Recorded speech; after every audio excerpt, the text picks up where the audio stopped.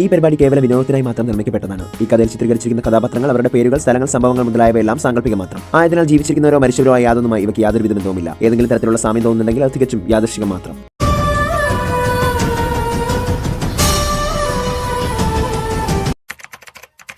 മെഹക്കിന്റെ പൊട്ടിച്ചിരിക്ക് മുകളിലായി പ്രദയുടെ രൗദ്രം കത്തി ജ്വലിക്കുന്നുണ്ടായിരുന്നു. ഹെടി നിന്നെ ഞാൻ എന്ന് പറഞ്ഞ് തന്റെ സർവ്വശക്തിയുമെടുത്ത് പ്രദ ആ വലയം ഭേദിച്ച് പുറത്തു വന്നു. ഇന്ദ്രനീലത്തിന്റെ ശക്തിയാൽ അവളെ മെഹക്ക് ഒരു ശില്പമാക്കി മാറ്റി. പ്രദയെ ശില്പമാക്കിയത് കണ്ട മേഘ അലറി വിളിച്ചു, മോളെ, എന്റെ മോളെ. പൊട്ടിച്ചിരിച്ചുകൊണ്ട് മെഹക്ക് തുടർന്നു, ഇനി നിന്റെ ഊഴമാണ് മഹാമത്സ്യറാണി. ഇത്രയും പറഞ്ഞ് മേഘയെയും മെഹക്ക് വലയത്തിന് പുറത്തേക്ക് കൊണ്ടുവന്നു. മേഘയും മെഹക്കും തമ്മിൽ വൻ യുദ്ധം നടന്നു. യുദ്ധത്തിന്റെ അവസാനത്തിൽ അവിടെ ഉണ്ടായിരുന്ന ഹോമകുണ്ഡത്തിലേക്ക് മേഘയെ മെഹക്ക് അകപ്പെടുത്തി. പച്ച ജീവനോടെ മേഘ ആ തീയിൽ വെന്തുരുകി. മേഘ എന്ന് വിളിച്ചുകൊണ്ട് ലയ അലറി കരയുന്നുണ്ടായിരുന്നു. പെട്ടെന്ന് തന്നെ മാന്യതയെയും യാഷ്നയും കൂടി ആ ഹോമകുണ്ഡത്തിലേക്ക് എടുത്തിട്ട് അവയെയും മെഹക്ക് കത്തിച്ചു. ഇനി നീ. ശേഷം വിഷ്ണുപ്രിയയുടെ നേരെ നോക്കി മെഹക്ക് പറഞ്ഞു, നീ ആരാണെന്ന് എനിക്കറിയില്ല. നിനക്ക് ഈ മെഹക്കിനെ കുറിച്ച് ഒരു പക്ഷെ അറിയില്ലായിരിക്കും. അതാണ് നീ എന്നോട് യുദ്ധം ചെയ്യാൻ തീരുമാനിച്ച് അവരോടൊപ്പം കൂടിയത്. നിന്റെ കാര്യം ഞാൻ അവസാനം നോക്കാം. ആദ്യം ഞാൻ ഋഷിയെയും പ്രദയും കൂടി അങ്ങ് മുകളിലേക്ക് പറഞ്ഞു വിടട്ടെ എന്ന് പറഞ്ഞുകൊണ്ട് മെഹക്ക് പൊട്ടിച്ചിരിച്ചു.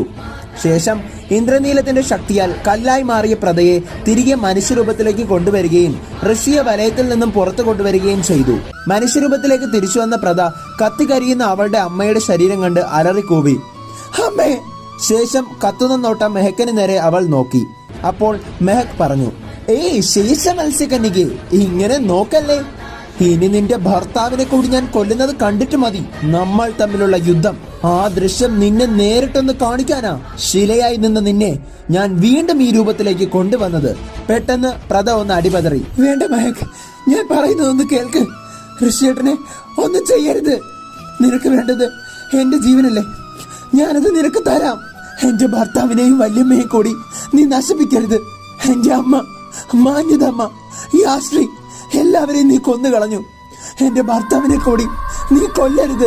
അദ്ദേഹത്തിനെങ്കിലും നീ ജീവിക്കാൻ അനുവദിക്കണം. പ്രദ മെഹക്കിന്റെ കാൽ പിടിച്ചു. പ്രദയെ മെഹക്ക് ദൂരേക്ക് ചവിട്ടിയെറിഞ്ഞു. ദൂരെ തെറിച്ചു വീണ പ്രദയുടെ അരികിലേക്ക് ഓടാൻ തുടങ്ങിയ ഋഷിയുടെ നേരെ തന്റെ കയ്യിലുണ്ടായിരുന്ന കത്തി മെഹക്ക് എറിഞ്ഞു. പക്ഷേ അത് ഋഷിയുടെ കൈമുട്ടിന് മുകളിൽ ഒന്ന് ഉരസിപ്പോയത് മാത്രമേ ഉണ്ടായിരുന്നുള്ളൂ. വേദന കൊണ്ട് ഋഷി തന്റെ മുറിവൊന്ന് ഇടത്തെ കൈകൊണ്ട് മുറുകെ പിടിച്ചതും പെട്ടെന്ന് ഋഷിയുടെ ശരീരത്തിൽ കൈമുട്ടിന് മുകളിലായി സീമ കെട്ടിക്കൊടുത്തിരുന്ന ആ ചരട് മുറിഞ്ഞ് നിലത്തേക്ക് വീണിരുന്നു. ശരിക്കും പറഞ്ഞാൽ ഋഷിക്ക് നേരെ മെഹക്കെറിഞ്ഞ കത്തി ആ ചരടിലൂടെയായിരുന്നു ഋഷിയുടെ ശരീരത്തെ മുറിവിപ്പിച്ചത്. കത്തിയുടെ മൂർച്ചയിൽ ഋഷിയുടെ ശരീരത്തിൽ നിന്നും ആ ചരട് കൂടി മുറിഞ്ഞു വീഴുന്നത് നോക്കി മെഹക്ക് ഒരൽപ്പം ഭയന്നു. പക്ഷേ അവൾ ധൈര്യത്തോടെ ഋഷിക്ക് നേരെ കോപത്താൽ നോക്കി. ഋഷിയുടെ ശരീരത്തിൽ നിന്നും ആ ചരട് മുറിഞ്ഞ് താഴേക്ക് വീണപ്പോൾ അവന്റെ ശരീരം മീനിന്റെ തൊലി പോലെ ആകാൻ തുടങ്ങി. പ്രദ അത് ശ്രദ്ധിച്ചിരുന്നു. പ്രദ വിക്കലോടെ ഋഷിയോടായി പറഞ്ഞു, ഋഷിയേട്ടാ, നിങ്ങളുടെ തൊലി. ഋഷി തന്റെ ശരീരത്തിലേക്ക് നോക്കിയതും മീനിന്റെ പുറം പോലെ തന്റെ പുറമാകുന്നത് കണ്ടു. അവന്റെ കയ്യിലെ ആ ചരടായിരുന്നു അവന്റെ ഉള്ളിലെ മത്സ്യശക്തികളെ എല്ലാം നിയന്ത്രിച്ചിരുന്നതെന്ന് ഋഷിയും പ്രദയും അന്നേരം സ്വയമേ തിരിച്ചറിഞ്ഞു. പെട്ടെന്ന് പ്രദ വിളിച്ചു പറഞ്ഞു, ഋഷിയേട്ടാ, ഒരു മത്സ്യമായി മാറാൻ നോക്ക്. പ്രദ പറഞ്ഞത് കേട്ടതും ഋഷി അവന്റെ കണ്ണുകൾ അടച്ച് സർവ്വശക്തിയും എടുത്ത് ഇന്ദ്രദേവനെ മനസ്സിൽ ധ്യാനിച്ച് കണ്ണുകൾ തുറന്നു. അവന്റെ കണ്ണുകളുടെ നിറം അന്നേരം മാറിയിരുന്നു. ഋഷി അവന്റെ അരക്കെട്ടിന് താഴേക്ക് നോക്കി. തനിക്കുണ്ടായിരുന്ന കാലുകൾക്ക് പകരം അവിടെ വാലായി മാറിയിരിക്കുന്നു. താനൊരു മത്സ്യമായി മാറിക്കഴിഞ്ഞു എന്ന് ഋഷി മനസ്സിലാക്കി. ദൂരെ തെറിച്ചു വീണ് കിടക്കുന്ന പ്രദയ്ക്കും വലയത്തിനുള്ളിൽ കുരുങ്ങി നിൽക്കുന്ന വിഷ്ണുപ്രിയയ്ക്കും ഈ ദൃശ്യം കണ്ടപ്പോൾ സന്തോഷമായിരുന്നു. ഋഷി ഒരു നിമിഷം മാന്യതയും മേഘയും പറഞ്ഞ വാക്കുകൾ ഓർത്തു. മോനെ ഋഷി, നീ ഒരു മത്സ്യരാജാവാണ്. പ്രദ ഒരു ശേഷ മത്സ്യകന്യകയും. നിങ്ങളുടെ മത്സ്യവും മനുഷ്യനുമായ ആ പാതിരൂപത്തിലേക്ക് വന്ന ശേഷം നിങ്ങൾ തമ്മിൽ കൈകോർത്താൽ ഏത് ദുഷ്ടശക്തികളെയും നിങ്ങൾക്ക് തകർക്കാൻ കഴിയും. ഇത് ഓർമ്മയിലിരിക്കട്ടെ.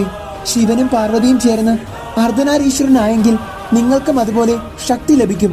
നിലത്ത് കിടക്കുന്ന പ്രദയുടെ നേരെ ഋഷി അവന്റെ കൈ നീട്ടി. പ്രദ ഋഷിക്ക് കൈ കൊടുത്തുകൊണ്ട് അവിടെ നിന്നും എഴുന്നേറ്റ് അവളുടെ പാതി രൂപത്തിലേക്ക് വന്നു. പെട്ടെന്ന് ബ്രഹ്മാണ്ടമാകെ ഒന്ന് ഇളകി മറിഞ്ഞു. കടൽ തിരമാലകൾ ശക്തിയായി കരയിലേക്ക് പ്രവഹിച്ചു കയറി. കൊടുങ്കാറ്റും പേമാരിയും പെയ്തിറങ്ങി. ഭൂമി കുലുങ്ങിത്തുടങ്ങി.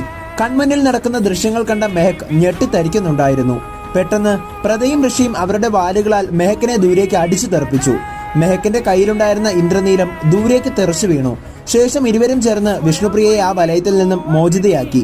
ശേഷം പ്രദ മെഹക്കിനോട് പറഞ്ഞു, ഹെടി നീ എന്റെ അമ്മയെ, ഋഷിയേട്ടന്റെ അമ്മയെ, യാഷിനെ എല്ലാവരെയും കൊന്നു. എന്നാൽ ഇതാ നീ നിനക്കുള്ള ശിക്ഷ ഏറ്റുവാങ്ങിക്കോ. എന്റെ അമ്മയെ ഈ തീയിലരിച്ച പോലെ നിന്നെയും ഈ തീയിലരിക്കാൻ പോകുകയാണ് ഞാൻ. ഇനി മത്സ്യറാണിയുടെ പ്രതികാര കഥയിലെ അവസാന ഒരു എപ്പിസോഡ് കൂടി മാത്രം. മറക്കാതെ കാണുക നാളെ രാത്രി 8 മണിക്ക്.